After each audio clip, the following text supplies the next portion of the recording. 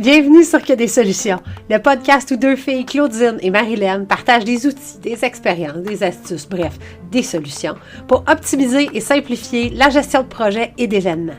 Et par événement, on s'entend là. C'est pas seulement des festivals, des marathons, des gros congrès. Un événement, ça peut être une rencontre virtuelle, une conférence de presse, un souper d'employés, un lancement de produits. Un événement, c'est quelque chose qui est à ton agenda puis qui inclut plus que toi. Bon épisode. Salut Marilyn! Salut Claudine! Et aujourd'hui, on avait envie de jaser de formation. En fait, on s'est fait poser la question, qu'est-ce qui fait qu'on va choisir une formation ou un atelier? C'est quoi les questions qu'on se pose avant de dire oui, ça m'intéresse, puis de s'inscrire à une formation ou à un atelier? C'est ça. Qu'est-ce qui entre dans notre évaluation de ça marche-tu pour moi, j'avance-tu là-dedans, je m'en vais-tu chercher cette formation-là ou pas? Fait qu'on a décidé d'y répondre cette semaine. On trouvait que c'était dans le ton. Fait qu'en jasant, hein, on faisait le tour, puis on a cerné ça autour de. Il y a trois sujets, trois questions fondamentales qu'on se pose. Hein. Ouais. Qui, quoi, puis combien? Bien souvent, ça revient à des choses. Je pense que tout pourrait se décortiquer dans ces, ces questions-là, Ces mais trois cette question points-là. du journaliste. Là. Mais le qui, le quoi, le combien, pour nous, c'est vraiment les trois questions importantes qu'on se pose avant de s'inscrire à une formation, avant de dire oui, go, j'embarque dans cet atelier-là ou cette formation-là en ligne. On a décidé de mettre le qui en premier parce qu'on s'est rendu compte, hein, Marilyn, puis on en a fait ensemble des formations, on en a fait chacune de notre côté aussi avec les années. On s'est rendu compte que la personne qui la donne la vibe du formateur, de la formatrice, de l'animateur, de l'animatrice, a fini par être extrêmement importante pour avoir fait des formations qu'on a moins trippées, pour avoir fait aussi des formations sur des sujets arides, mais avec des gens exceptionnels. Puis même dans le qui, j'aurais quasiment envie d'inclure, là, on se disait beaucoup le formateur, la personne qui est en avant, mais même le qui va être avec moi. Je pense que ça aussi, c'est Aussi, ben important. oui. Qui sont les gens dans la salle? Ça s'adresse à qui, ce domaine-là?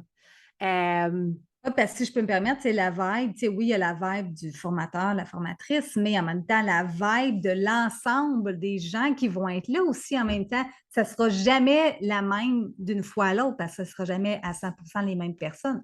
Absolument. Puis, tu sais, on l'a vécu, là, on a fait des formations dans bien des secteurs différents, avec des gens de la culture, avec des gens du tourisme, avec des gens de l'événementiel, du communautaire, puis on le sait, comment que les vibes peuvent être complètement différentes quand on est justement regroupé, disons, de façon sectorielle ou quand on arrive de plein de branches de business.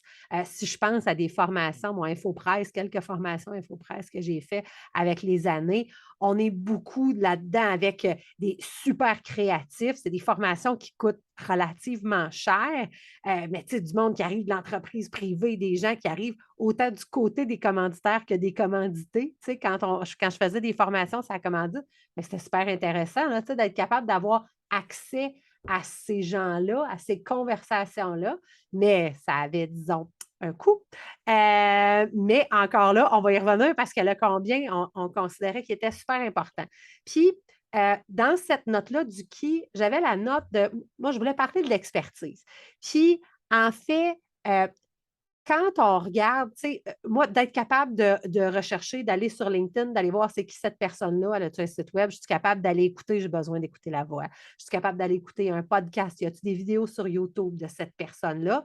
Et l'expertise que je me suis rendu compte avec les années, je n'ai pas besoin d'avoir quelqu'un qui a un diplôme de troisième cycle, qui a étudié pendant 10 ans, enfermé sur ce sujet-là.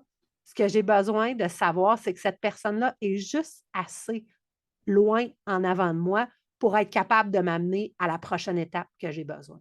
Puis, avec le temps, c'est ce que je me suis rendu compte qui finit par être le plus important. Quelqu'un que, voilà pas si trop longtemps, était à l'endroit où là je suis, puis qui est capable d'utiliser les mots que j'utilise présentement. Puis ça, pour moi, ça s'est vraiment avéré. Je parle souvent d'intelligence émotionnelle, là, mais quelqu'un qui va être capable donc de me prendre à l'endroit où je suis, qui est capable d'avoir de l'empathie pour de là où j'arrive, puis qui est capable de m'amener un, deux, trois pas plus loin. Ça, c'est vraiment quelque chose qu'on s'est rendu compte, en tout cas dans les dernières années. Puis, là, je veux dire, la formation en event design qu'on a vécue, je pense que le qui il explose complètement. Les deux personnes qui ont créé le concept avec une batch de gens qui étaient de partout sur la planète, en pleine pandémie, chacun sur son ordinateur en Allemagne, en Angleterre, aux États-Unis, au Canada, à vouloir partager puis grandir ensemble. Je veux dire, il y a des affaires exceptionnelles qui se vivent. On n'a pas besoin d'être dans la même pièce, dans la même salle. Fait que voilà pour le qui. Le quoi, ben, c'est un gros morceau, on s'entend. Est-ce que le contenu, en fait, ça sur quoi ça porte, est-ce que c'est quelque chose qui m'inspire? Est-ce que c'est quelque chose qui règle un problème que je vis au quotidien ou est-ce que c'est quelque chose, des fois, qui ajoute une corde à mon arc? Puis, ça, c'est quelque chose, justement, quand on a fait toute la batch de formation pendant la pandémie, là, on va en parler dans le combien, mais on a été capable d'aller chercher des super belles subventions et on s'est assuré, oui, d'aller approfondir certaines expertises, d'aller régler des problèmes et d'aller s'assurer de se solidifier dans ce qu'on faisait, mais aussi d'aller un tout petit peu à côté de ce qu'on savait déjà, de ce qu'on avait comme expertise pour être capable d'élargir. Puis ça s'est vraiment avéré super important. Entre autres, je pense au SEO, l'expertise que tu es allé chercher, c'était pas nécessairement c'était quelque chose de nouveau, en fait, que tu ajoutais, puis ça nous a vraiment aidés. C'était pas tant sur le coup, mais dès qu'on a embarqué justement sur notre nouveau site web, etc., pour ne pas avoir à être dépendant systématiquement de nos techniciens informatiques. Mais c'est ça, c'est qu'il ne faut pas avoir peur justement de sortir des sentiers battus un peu, puis de se dire ah ben moi, je travaille en commandite, exemple, je vais juste aller me chercher des formations en commandite.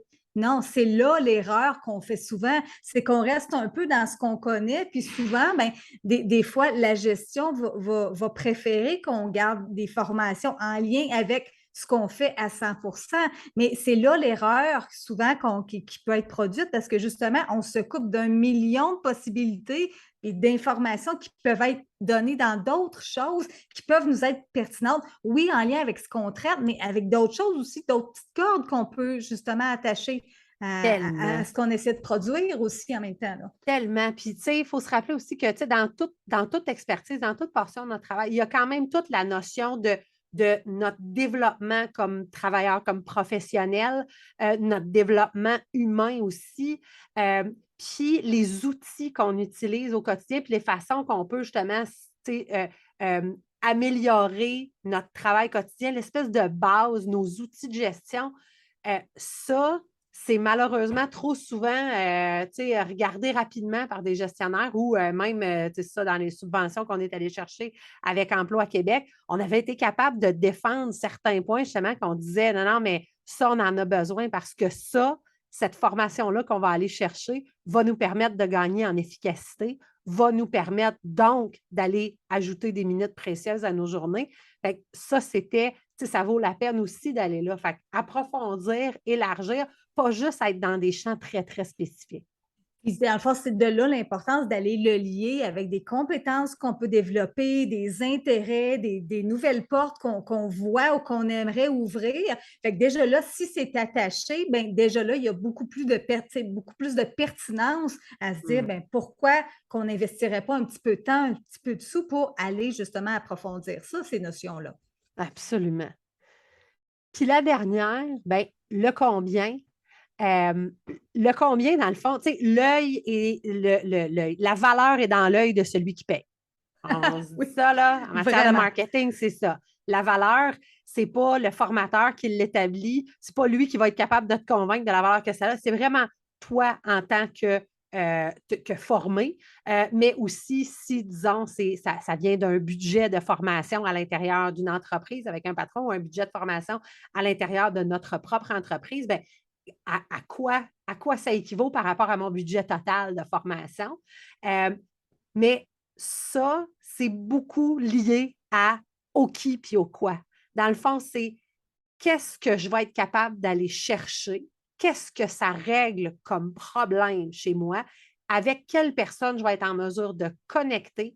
Comment ça va m'aider? Et ça, qu'est-ce que ça peut valoir pour moi? Fait que autant le 37 de quelque chose que je vais consommer uniquement en autonome, que je vais télécharger sur Internet, que je vais faire moi-même, je vais avoir un guide, que la formation à 2500 $ US, comme ce qu'on a vécu avec la certification en Event Design. Tout le range de ça, puis des ateliers en personne, parce que ne négligeons pas, dans le quoi, là, je pense qu'on a aussi à se poser cette question-là, justement, est-ce que ça me nécessite un déplacement? Est-ce que je vais être dans une salle de bal d'hôtel, puis à faire des ateliers, ce qui peut être hyper pertinent, puis hyper stimulant à certains égards, ou est-ce que je vais être capable de consommer ça assise devant mon ordinateur, en fin de soirée peut-être, une fois que Fiston est couché, est-ce que je vais pouvoir imprimer des ateliers, des workbooks, puis travailler là-dessus à mon heure, où je vais être obligée de m'asseoir live devant mon ordinateur? Il y a tout ça qui va venir expliquer la valeur que je suis prête à payer. Parce que ça peut être aussi simple que c'est un membership qui est offert, puis que justement que tu as accès à plusieurs informations dans une section, tu sais, membre ou quoi que ce soit, qui te donne pendant un mois X ou un temps X accès à plusieurs informations que tu vas consommer, tu sais, grab in, grab out, selon ce que tu as besoin au fur et à mesure dans la journée, le soir ou quoi que ce soit. Il y a plein de méthodes et de moyens qui existent pour avoir ces informations-là. Absolument. Puis ça, c'est pas négligeable, d'être capable d'avoir accès à justement une bibliothèque de ressources, d'avoir un accès comme ça à quelqu'un ou à des ressources, ça peut aussi venir justifier. Puis dans le combien, je voulais vraiment qu'on puisse partager quelque chose qu'on a mis en place, puis dont on bénéficie il y a quelques années, puis dont on bénéficie encore. Mais donc, la négociation d'un budget de formation à l'intérieur de son emploi. Et si, comme travailleur autonome ou au niveau de son entreprise, donc de se le négocier à soi-même si on est à l'interne, mais vraiment de venir expliquer, de venir débloquer des fonds, puis de venir expliquer à quel point ce développement-là, cette formation-là continue et pertinente, va m'aider à vraiment à toujours être à jour, puis à venir ajouter des cordes à mon arc, puis à être un meilleur employé ou un meilleur travailleur à l'intérieur de mon entreprise, puis de garder l'œil ouvert sur des subventions. On est allé se chercher un accompagnement quand on a démarré le projet de Que des solutions ensemble. On a été capable d'obtenir du coaching absolument gratuit. Puis, avec Emploi Québec, comme on le disait, on s'est fait payer des heures de travail pour être formé et on est allé chercher des budgets d'inscription de formation. Ce n'est pas négligeable. Ça. Quand on se met en mode élève, on est capable de trouver la formation, puis au bon montant, puis peut-être même la subvention qui vient avec pour être capable d'aller s'améliorer en formation continue. Fait que, on répond à la question, c'est quoi la question que vous vous posez quand vous regardez de la formation? Bien voilà, qui, quoi, combien? Et voilà. Bonne recherche. Yes, bonne formation.